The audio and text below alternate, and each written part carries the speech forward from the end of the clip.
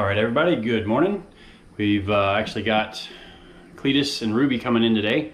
We're gonna do a couple of sensor changes, try a little trick that I've done in the past on some other cars with tapping into the map sensor to use for the dome pressure in the Terminator X system. I've had some pretty good success with it in the past. We'll see how it works out on Ruby. Ruby's a little more serious than the other cars that we did it on. They were more street toys. But we're gonna, let's see, we're gonna get the shop opened up here.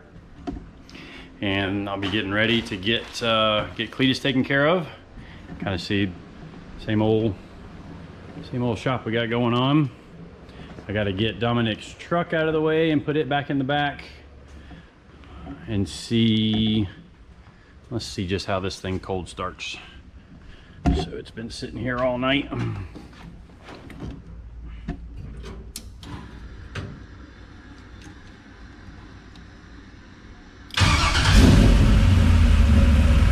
Take that. Not too bad. So yeah, I'll get the doors open, get everything moved around, and get Ruby pulled in here once Cleetus gets here. And then we'll be moving over to the dyno later this afternoon. Hopefully we get there before the afternoon, but we'll see how it goes.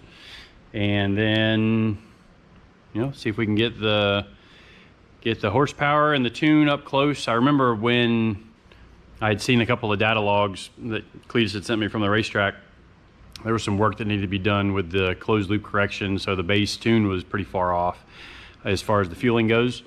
But I think I should be able to get that dialed in pretty quick, and then we'll see how my little trick works. If it doesn't work, I have other sensors here in stock that I can like wire in a dome pressure sensor, like a dedicated dome pressure sensor, just to be able to do it kind of the way I've always done it, except for those couple other cars. But it's already getting hot. I'm sweaty. Get some fans kicked on in here and get some air moving, and we will see you in a little bit. I got to say one thing too before I get going with all that. Like your guys' comments and everything has been absolutely awesome on my videos, as well as I've been kind of reading through the comments on Cleetus's videos as well, where you guys appreciate the stuff we're doing here at the shop and some of the tuning work that I've done. It's been really neat to see people interested in what we're doing here, and we're getting some t-shirts and hats and some stickers and stuff. We're working on our website, trying to get all that in order before we go live with it.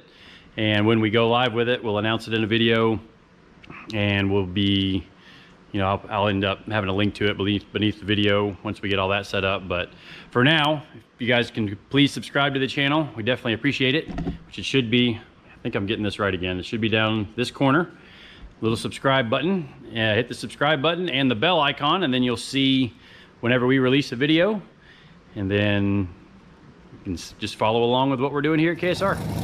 Right.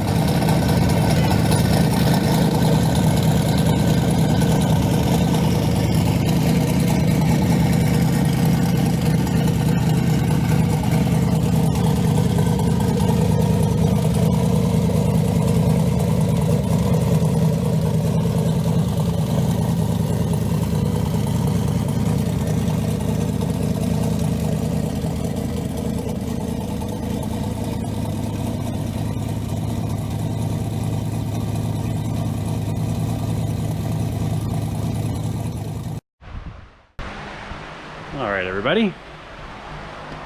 Got Ruby in again today. Well, not again. But we're getting ready to do some of the same things we did on Leroy last week. We're going to do a front wheel speed sensor. And then I'm going to tap into the map sensor wire and try and trick the Holly to target a specific boost based off of what it sees on the map sensor. Kind of a trick I've done with the Terminator X ECUs that has worked pretty well on some other cars I've done.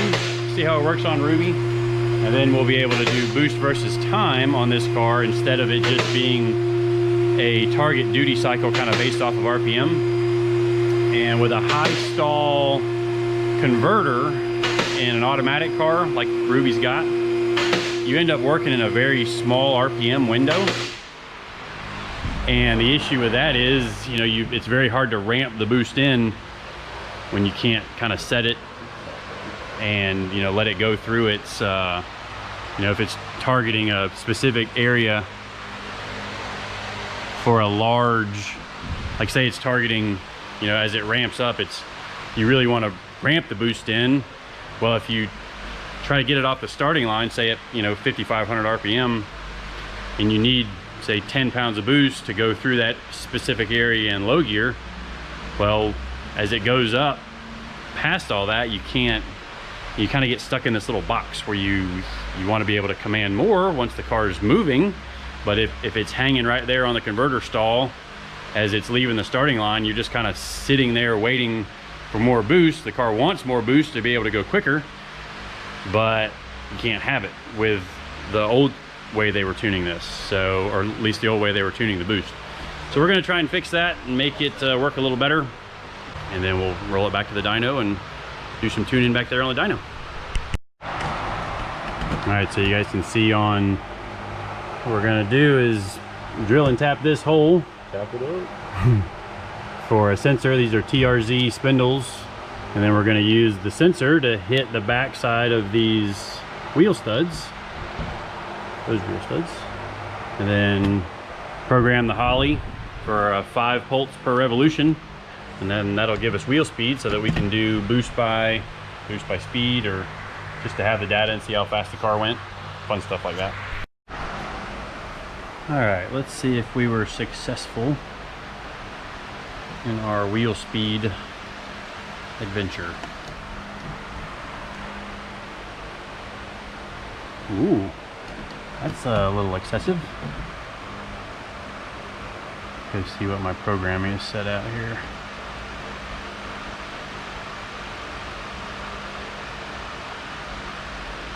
There is 5 pulse per revolution. All right, we need to look into that. All right, so you guys saw the weird readings, and I'll show you why it was doing that. If you look at the head of that bolt, there's 2 sides to it. So what was happening is the sensor was kind of centered on the bolt, and it was seeing 2 teeth instead of only 1 teeth. So what I did is I tweaked the bracket so it only sees the bottom side of the head. So now it's only seeing 1 tooth.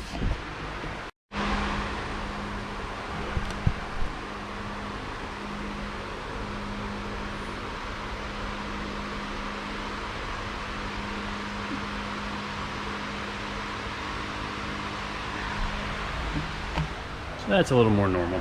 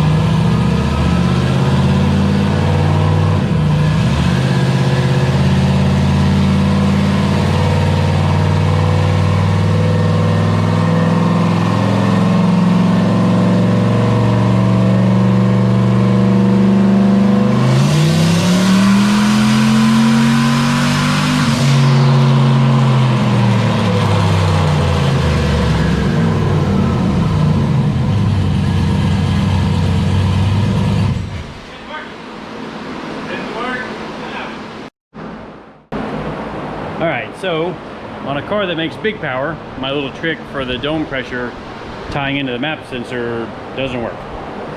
So we just wired in a dome pressure sensor real quick to this, just kind of quick. Now it's got a sensor that ties in, monitors the pressure at the top of the wastegate. So now we'll be tuning boost by the amount of dome pressure that's in the top of the hat. And we'll figure out there's kind of like there's going to be like say 10 pounds of dome pressure may equal 12 pounds of boost, or it may equal 15 pounds of boost. When we go to the track, then we'll be able to figure that out and then make tuning changes accordingly to make it go faster.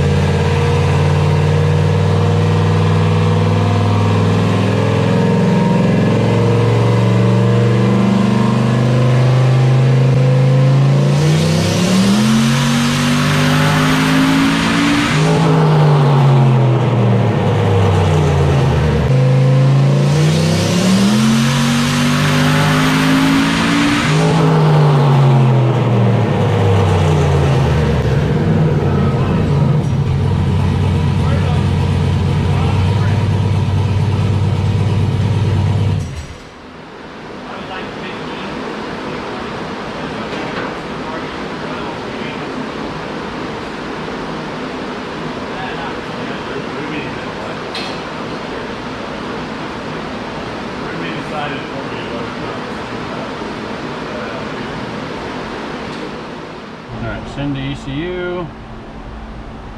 17.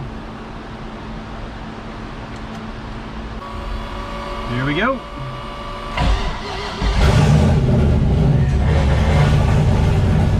I like it.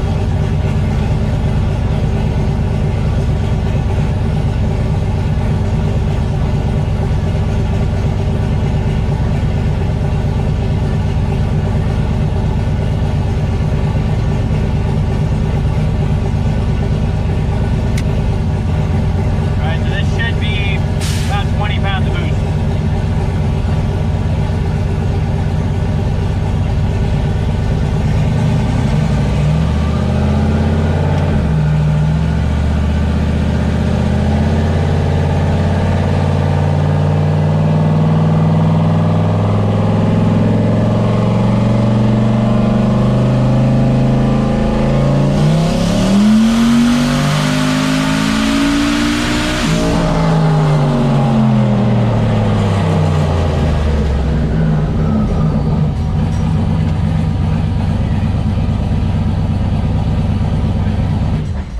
was only like 16 pounds of boost, so we found it's starting to tighten up with dome pressure versus. Yeah, that's what I saw. So we're aiming for about 20, maybe 16. But I think for 16 pounds of boost to make 940. Oh, okay.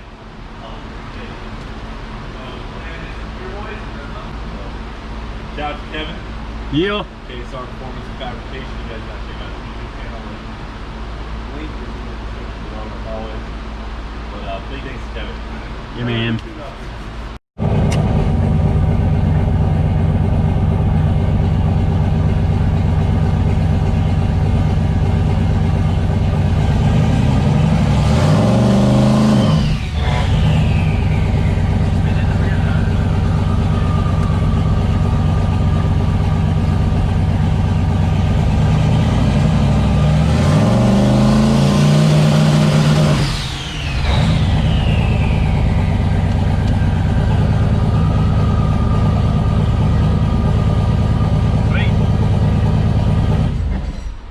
So that was 9 with a target of 5.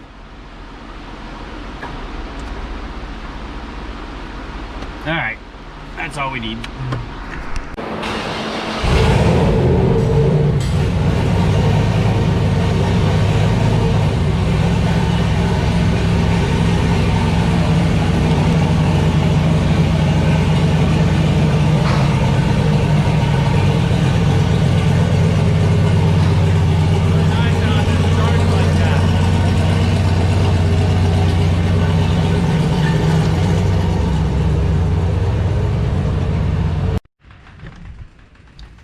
All right, everybody, so that wraps up dyno day with Ruby and Cleetus, and got a pretty good handle on what the car wants. Just starting to learn the dome pressure. That was kind of a last minute change because I thought my little grabbing the map sensor to use as the dome pressure trick would work. Didn't work. It's worked well on some other lower powered stuff that I've done on the street and stuff that didn't have such a high stall converter, and basically it comes on to boost so hard. And basically the reasoning we were having some issues with it there is the target dome pressure is trying to get to, or it was trying to get to 10 PSI. So what happens is I floor it and the computer thinks, all right, we want boost. And so it's reading the map sensor and it throws a whole bunch of duty cycle at the boost solenoid. And it makes it to where there's a ton of pressure inside the dome, or inside the top of the wastegate. And all of a sudden the thing really lights the turbo off and spools up and makes a bunch of boost. And then it's ahead of like where it needs to be. So then that's why I was having the spike, because of just how hard this turbo comes on. I think it would have probably been workable at the track because you're on the trans brake and you're starting at lower boost, but the dome pressure, like a dedicated dome pressure sensor, it's the better way to do it anyway. You know, it's a $120 sensor if you use one of the Holly ones, which is what we stuck on Ruby. And you know, instead of chasing problems, now it's just the thing duplicates every time. And like we were talking about, there's kind of a correlation with, like, initially 5 pounds of dome pressure was like 4.5 pounds of boost. Well, then as we increased, we were reaching the point where we had more dome pressure than boost. Like on that last pull, I had 17 pounds of dome pressure commanded and it made 16 pounds of boost, 16 and a half. So it's, you know, there's kind of, so when you're tuning with dome pressure with the Hollies, there's kind of a correlation you'll figure out. Like say, you know, 10 pounds of dome pressure is 10 pounds of boost, or it might be 15 pounds of boost. You know, it kind of depends on the engine, the turbo size, what springs are in the wastegate. There's a whole lot of little factors that it can kind of depend on. And when when we're trying to figure out a new system, it's the dome pressure deal is really the way to do it. So now we can take it to the track and go make some passes and start doing some tuning on Friday and do it safely. And I was kind of explaining to Cleetus a little bit of the different tuning theories that I have about timing versus boost, and I'd much rather run more boost and less timing just to try and manage cylinder pressure that way. It's worked pretty well for us on Soccer Mom. In the beginning, I was more aggressive with timing numbers. I ended up knocking the head gaskets out of it one time. And, you know, we do things and we learn, and I apply that to kind of everybody else that I end up working on, so. All right, well, I'm gonna go home. It feels like 150 degrees up here in Florida. The humidity is off the chart. My shirt is soaked, like I just jumped out of a swimming pool. And I'm gonna go home and sit in some air conditioning and chill out for a little while. So thanks everybody for watching. Please subscribe if you haven't already. Subscribe button should be down in that corner down here somewhere. And you can follow along with our next video.